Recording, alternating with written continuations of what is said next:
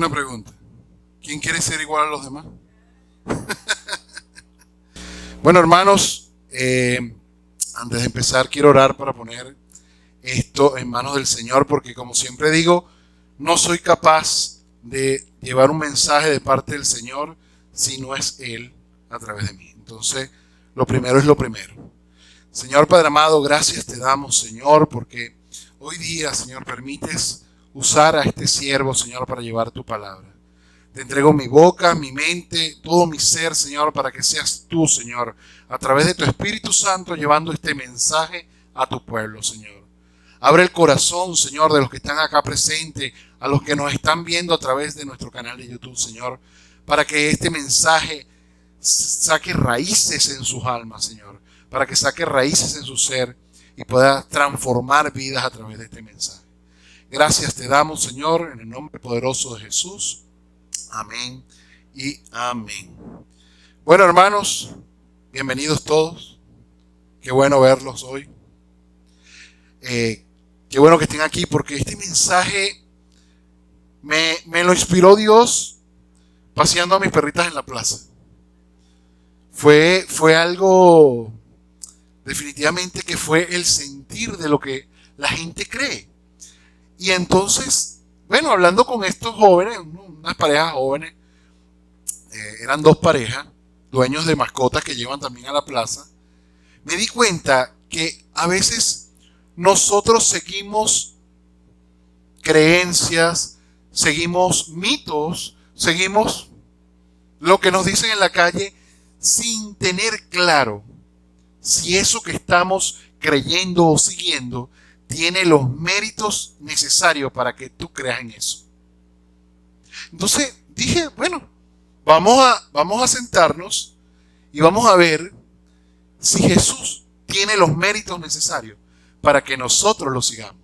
Dije, y fue parte de lo que le conversé a estas personas. Les dije, oye, qué chévere que crean eso, pero la persona que inventó o que habló de eso, ¿qué méritos tiene? Podemos confiar en lo que él dijo, que él lo avala. ¿Dónde está hoy? Entonces todo este tema me hizo pensar un poco en que no vamos a hablar en lo que ellos no tienen, en los méritos de que esos líderes, supuestos líderes, no tienen. Vamos a hablar lo que Jesús tiene. ¿Ok? Entonces, el título de este mensaje se trata: ¿qué méritos tiene Jesús? Y bueno, empezamos a hablar un poco de quién es Jesús de Nazaret. Fue un hombre que nació en Belén, ¿verdad? Pero de Belén de Galilea, nacido de una familia de Nazaret. Por eso se llama Jesús de Nazaret. Porque en la antigüedad asociaban tu nombre de dónde eras o de dónde eres. Por lo menos, Mari Carmen de Caracas. No usaba el Díaz, ¿verdad? Servilia de Barquisimeto. ¿Por qué? Porque así relacionaban que la familia era nativa de ese lugar. ¿Ok? Iván de Valencia. Entonces, así relacionaban, este es Iván de Valencia y no es el Iván de Caracas. ¿Me entiendes? Entonces, así relacionaba de qué zona geográfica y de qué familia pertenecía. Normalmente siempre en los pueblos todo el mundo era familia, venían de una descendencia, tenían esa tierra por muchos años. Podían relacionar de cuál era su descendencia. Bueno, aparte de eso, ¿verdad? En Jesús tuvo hasta los 30 años, no se supo poco de él. Se sabe de su nacimiento porque seguramente María narró eso frente a los apóstoles, o era de dominio público lo que había pasado. O sea, cuando Jesús salió a la palestra, María contó, ¿no? Mira, él vino yo era virgen, José, yo estaba prometida a él, pero salí embarazada. Me presentó un ángel y me dijo que yo iba a tener un hijo. ¿Ok? Y bueno, fue escrito en el Nuevo Testamento cómo fue que nació Jesús. Pero fuera de esto, 750 años antes de que Jesús naciera, fueron escritas profecías donde narraban cómo iba a nacer Jesús. Fíjense en Isaías 11, 1 y 2. Yo leo la versión NBI, para que si los que tengan otras versiones entiendan que puede haber alguna diferencia. Del trono de Isaías brotará un retoño. O sea, hablaba de que de la descendencia de él iba a brotar un retoño. Un vástago nacerá de sus raíces. Acuérdense que ya en la época de Babilonia, Israel fue cortado totalmente de raíz. O sea, lo que había quedado del pueblo de Israel era cuando tú cortas aquellos árboles que queda nada más el tuco pegado al piso con la raíz. Así quedó el pueblo de Israel. El espíritu del Señor reposará sobre él. El espíritu de sabiduría y de entendimiento, espíritu de consejo y de poder, espíritu de conocimiento y del temor del Señor. Describía, claro, nosotros, pero imagínense 750 años antes de que naciera Jesús, tú poder ver esto reflejado en un hombre, era casi imposible. Decías, bueno, ¿quién será eso? Más que en esa época Israel estaba casi desaparecida, era esclavo. Después dice en Isaías 9, 6, dice, porque nos ha de nacer un niño, se nos ha concedido un hijo, y soberanía reposará sobre sus hombros, y se le dará este nombre, Consejero admirable, Dios fuerte, Padre eterno, Príncipe de paz. Entonces ya aquí Isaías venía hablando de que algo iba a suceder. Ahora les hago una pregunta. ¿Por qué esto es importante? ¿Por qué que se hayan cumplido algunas profecías 750 años o más es importante? Bueno, vamos a empezar a ver y vamos a ir conociendo. Ustedes pueden seguir a alguien que no tiene mérito. Que yo mañana vengo y digo aquí, bueno, es que las sillas de las iglesias tienen que ser rojas. Y las iglesias que no tengan las sillas rojas no es una iglesia. Ay, ¿y qué méritos tengo yo para decir eso? Es una tontería, pero pasa. A veces nosotros decimos cosas y se vuelven, bueno, yo les puedo decir, les aseguro que Bob Marley no, como él llevaba su vida, no quiso implantársela a nadie. Pero hoy día hay gente que sigue y vive su vida conforme a Bob Marley, casi que una religión.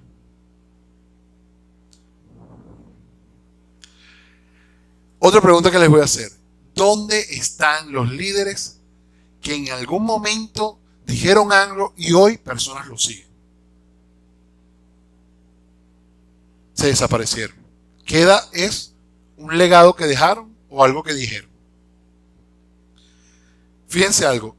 Una de las primeras cosas que hizo Jesús, que no ha podido hacer nadie en estos tiempos, con la tecnología que tenemos, con el internet, cada vez las velocidades de la navegación, de la comunicación son más rápidas.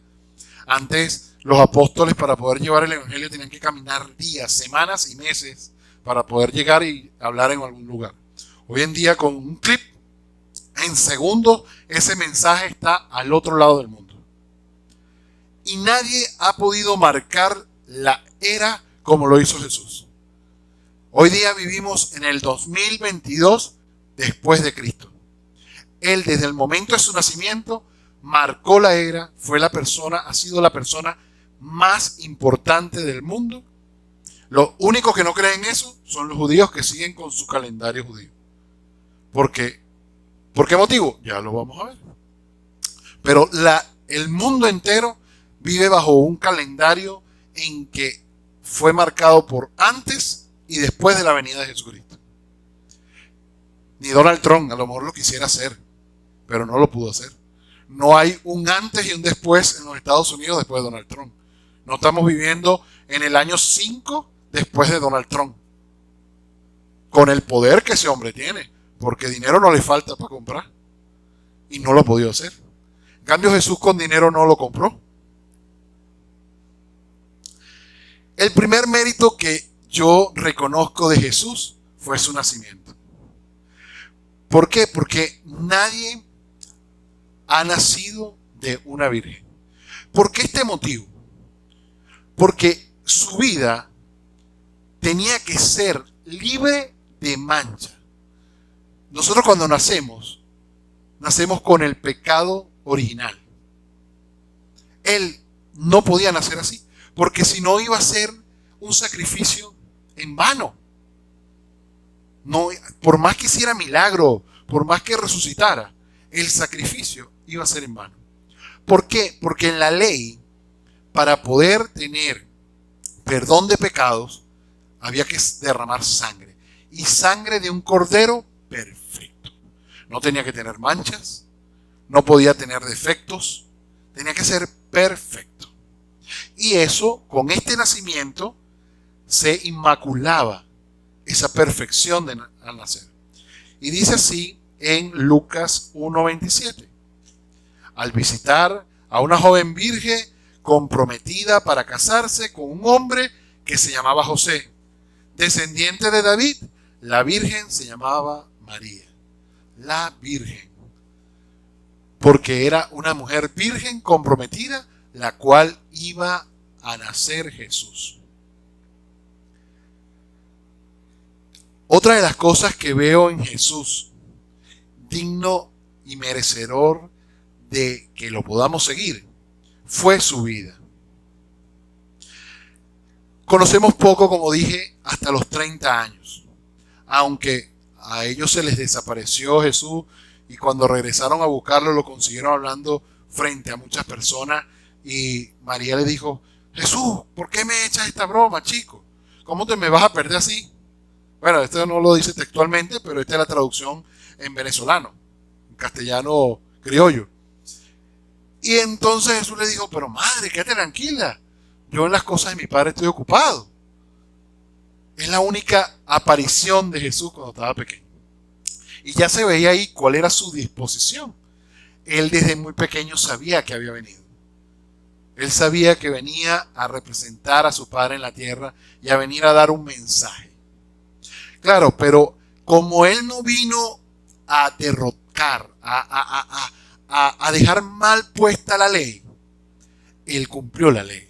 Y en la ley judía, el hombre tiene derecho de palabra en la sinagoga a partir de los 30 años. Entonces, él no tenía por qué salir antes de los 30, porque no lo iban a escuchar. O sea, era un joven menor de 30 años, en donde hablara y dijera lo que dijera. Los judíos no lo iban a escuchar. Pero ya después de los 30 años, los judíos iban a escucharlo. Iba a tener derecho de palabra. Entonces, por eso es que él, después de los 30 años, es que hace su aparición pública. Porque ya tenía voto, tenía voz y voto para poder hablar en la sinagoga. ¿Pudo Jesús pecar? ¿Quién se ha hecho esa pregunta alguna vez? ¿Jesús pecó alguna vez? Pues ya de antemano no tenía el pecado original. Nosotros, el pecado original es lo que nos atrae al pecado. Ya nosotros implícitamente al nacer tenemos el pecado dentro de nosotros. Por eso es que tendemos a pecar. En cambio, él, al no tener el pecado original, él era libre de que el pecado lo atrayera. Fíjense lo que dice en Primera de Pedro 2:22. Dice: no cometió ningún pecado, ni hubo engaño en su boca. En esta carta, Pedro reconoce que lo que Jesús decía y sus acciones eran libres de pecado. ¿Tú sabes lo que es difícil reconocer que otro es libre de pecado? El ser humano, por por naturaleza, le encanta reconocer el pecado del otro, pero no el pecado mío. Y aquí Pedro reconoce que ese hombre no tenía pecado. Qué difícil, ¿eh? Porque yo puedo seguir mucho y querer mucho a alguien, pero siempre dentro uno dice, libre de pecado, está bien. Algo tiene que haber dicho. A lo mejor pensó mal. Pero este hombre, Pedro, reconoce que Jesús era libre de pecado. Otra de las cosas que sucedieron fue el rechazo de los judíos. Que hoy día tenemos que dar gracias. Porque si no hubiese sido rechazado por los judíos, nosotros, los gentiles, no conociéramos a lo mejor de él. Gracias a su rechazo, Jesús volteó la mirada y dijo, bueno, si mi pueblo no quiere escucharme, levantaré otro pueblo. Y aquí estamos. Dice en Isaías 53:3, despreciado, desechado por los hombres, abrumado de dolores y habituado al sufrimiento, como alguien ante quien se aparta el rostro, tan despreciado que lo tuvimos por nada. O sea, imagínense lo que dice aquí, que era tan despreciable que le quitabas el rostro. Es como cuando tú ves algo tan feo en la calle o en algún lugar que prefieres no verlo. Bueno, así fue rechazado Jesús. O sea, era tan despreciado que cuando lo miraban, le quitaban la cara. Los judíos así despreciaron a Jesús. Dice Juan 1:11, y a lo sumo vino y a lo sumo no le recibieron. Entonces, había ya acá una escritura de Isaías que decía lo que iba a pasar. Y después hay una escritura del libro de Juan donde se plasma lo que estaba profetizado para su vida. La traición. Fue un hombre traicionado. Pero ¿cómo Dios va a ser traicionado? Así de cochinos somos nosotros, que tenemos al propio Dios al lado. Durante 3 años hemos caminado con Él y somos capaces de darle una puñalada por la espalda. Y fíjense lo que dice en el Salmo 41:10. Dice, hasta mi amigo más íntimo, en quien yo confiaba, el que comía mi pan, se sentaba en su mesa, se puso en contra mía. Una profecía de lo que iba a vivir Jesús con este discípulo, con este apóstol, que se sentaba con él en la mesa. Tenía la bolsa de las finanzas de los apóstoles. Que no era que era así un seguidor. No.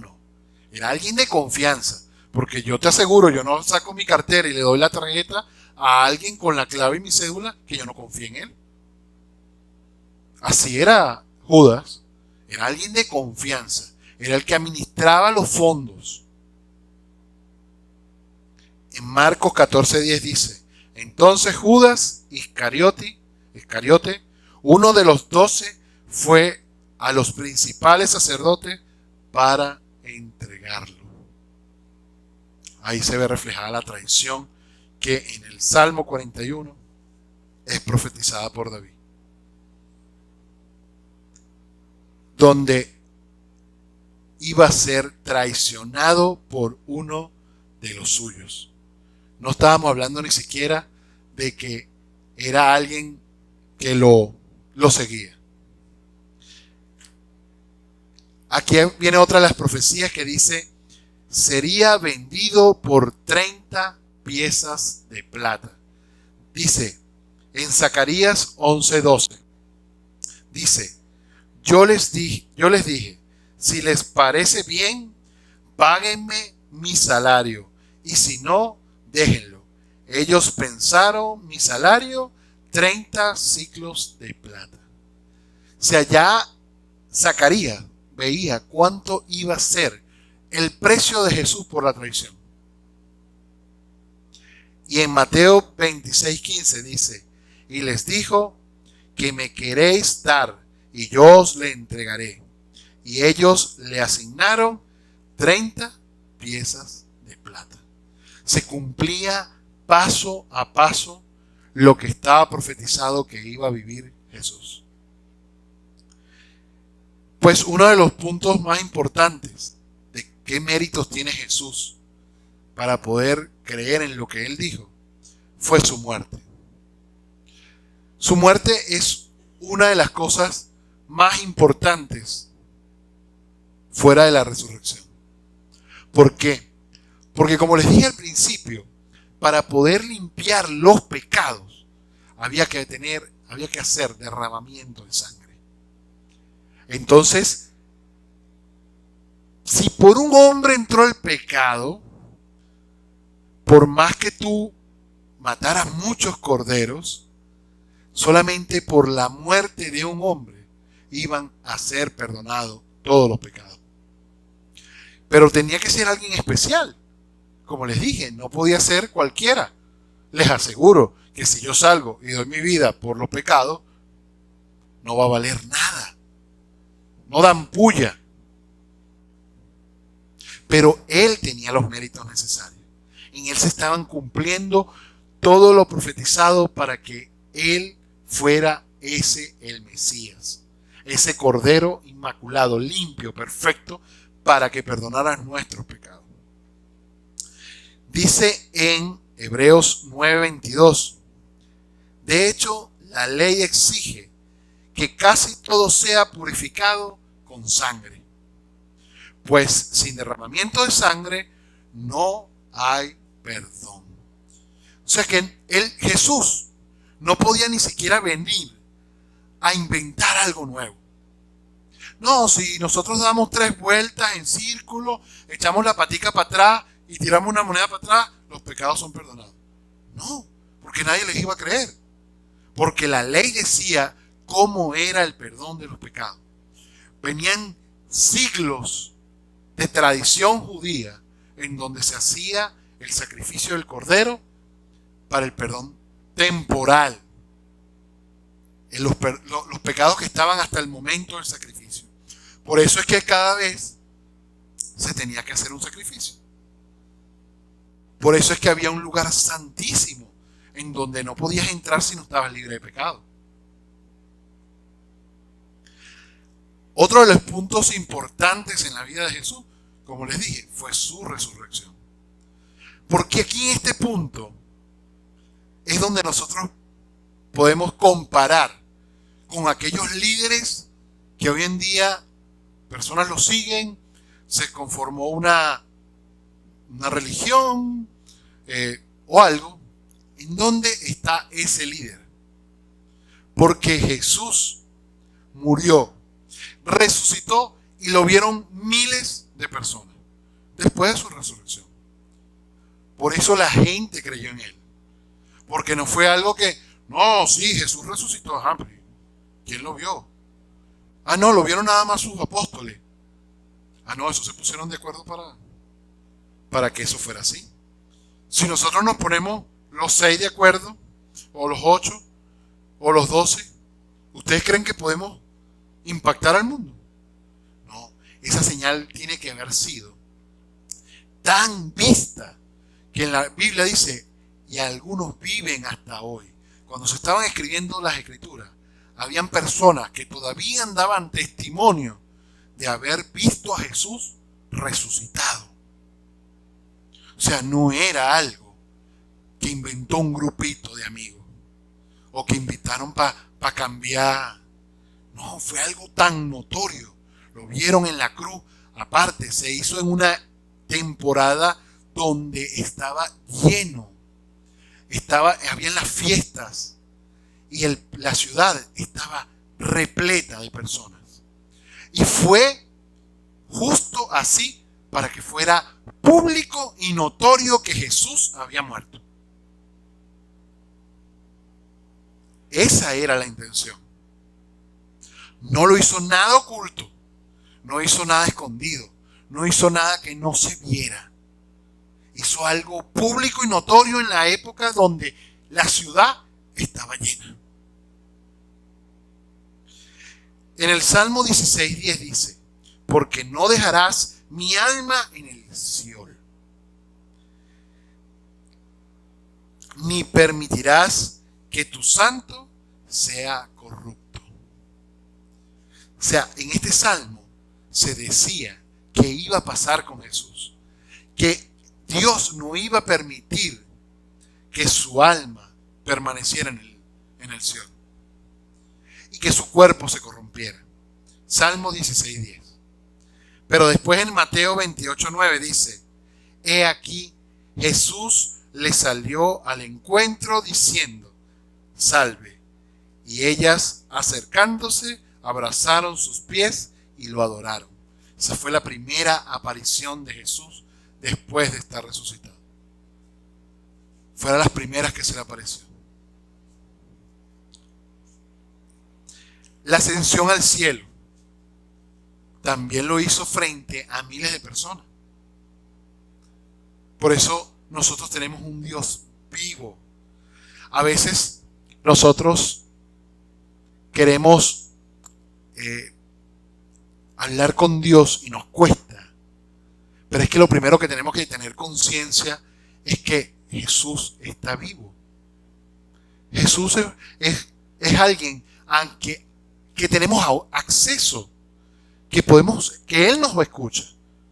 Que si nosotros pedimos su presencia, Él está ahí. Hay una promesa: estaré con ustedes hasta el final de los tiempos. En el Salmo 68:18 dice: subiste a lo alto, cautivaste la cautividad, tomaste dones para los hombres y también para los rebeldes, para que te habite entre ellos.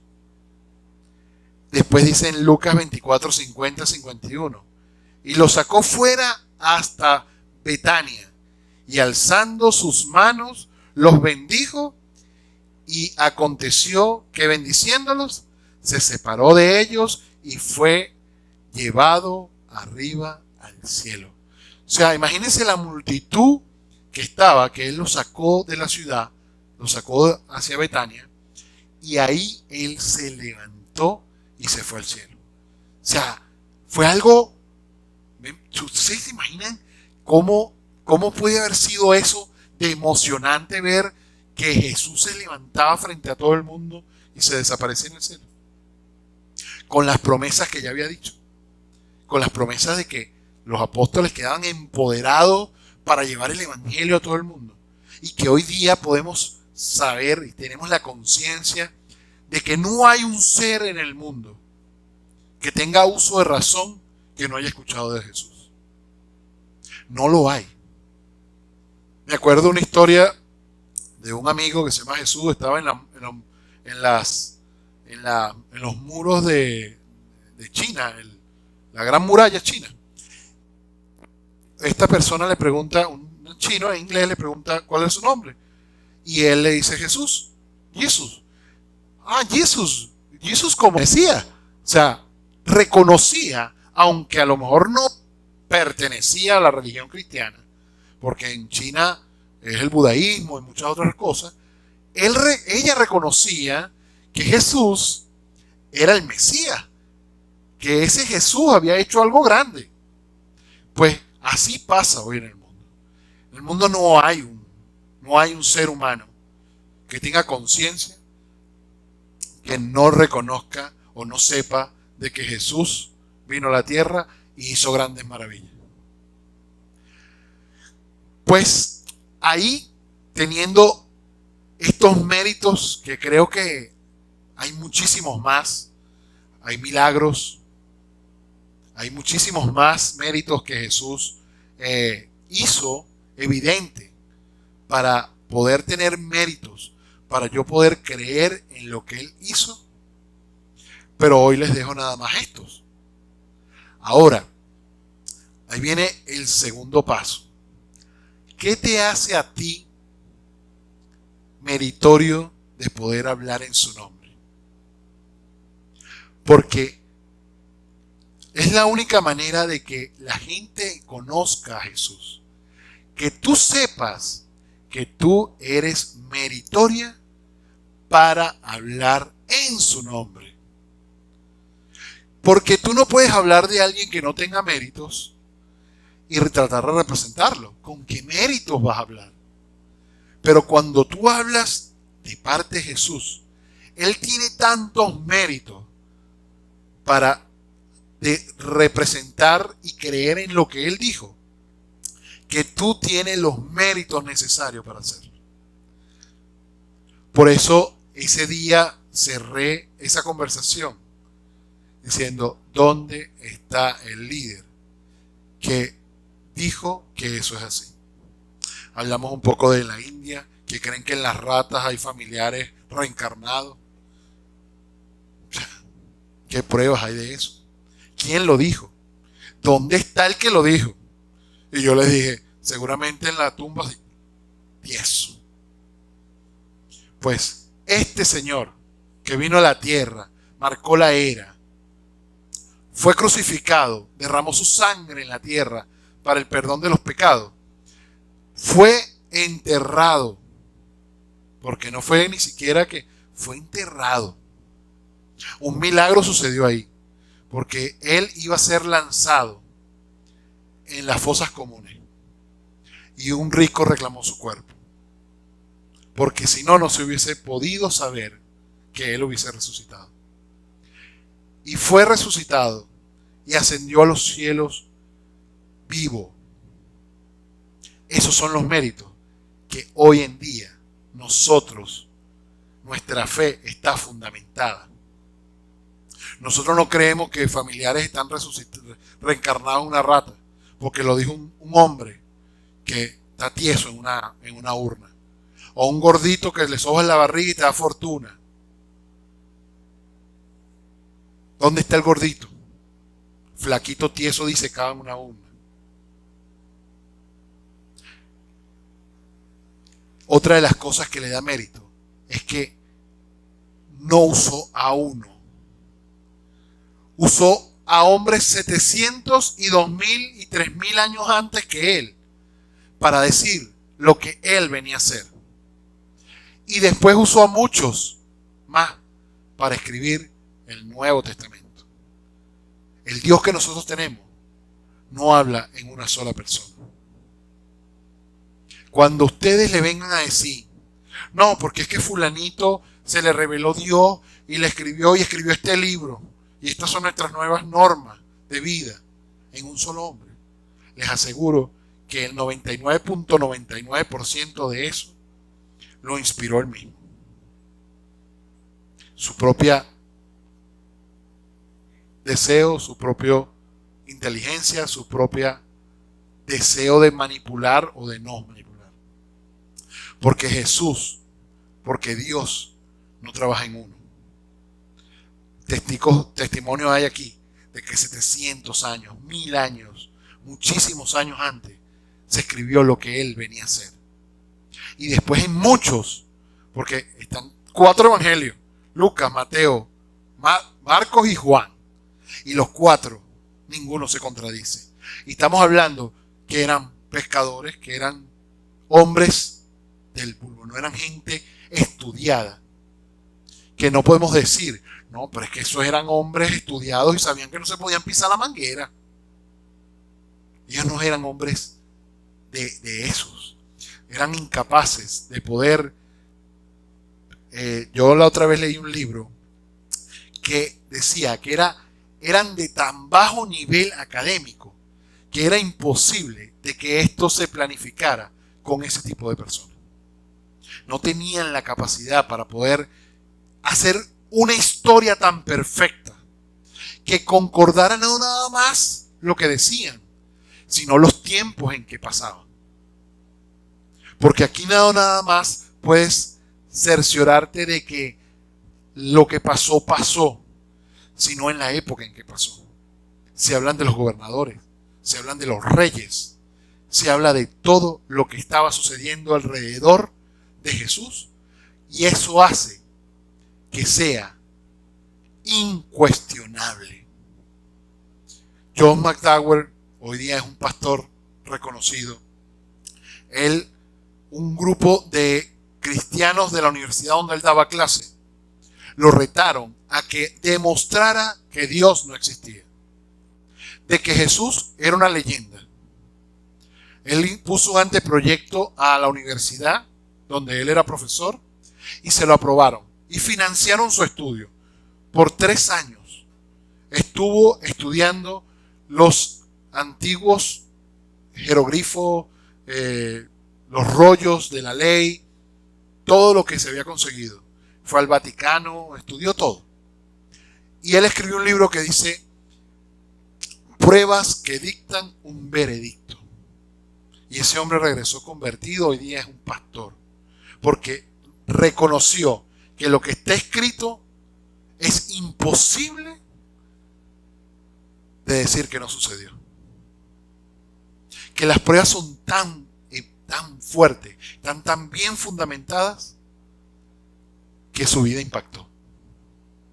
Entonces, señores, hoy día les digo, ustedes y cada uno de los que están aquí y todos los que nos están viendo a través de nuestro canal de YouTube, tienen la certeza de que ustedes al hablar están hablando de una historia real, de un Dios vivo que tiene los méritos necesarios para que ustedes y las siguientes generaciones sigan hablando de Él. Señores, los tiempos se acortan. Pronto se cerrará la puerta del redil. Y es el momento en que hablemos de Él. Si no lo hacemos hoy, a lo mejor mañana no tenemos tiempo. La semana pasada hablé de las 10 novias y llegaron y le cerraron la puerta por no estar preparadas. Así que si tú estás escuchando esto el día de hoy y acabas de darte cuenta de que este hombre que nació en Belén, que se llama Jesús de Nazaret, tiene los méritos necesarios para que tú y los tuyos lo sigan, es momento de que cierres los ojos donde estés y puedas decirles estas palabras a Jesús. Señor, creo en el sacrificio que hiciste por mí. Creo en cada uno de los méritos que tienes, de las cosas que hiciste, de quién fuiste en esta tierra. Y creo en ese derramamiento de sangre que hiciste por mis pecados.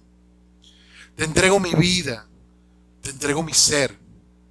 Anótame en el libro de la vida, Señor. Te doy gracias por permitirme escuchar esta palabra. Te doy gracias por permitirme tocar mi alma.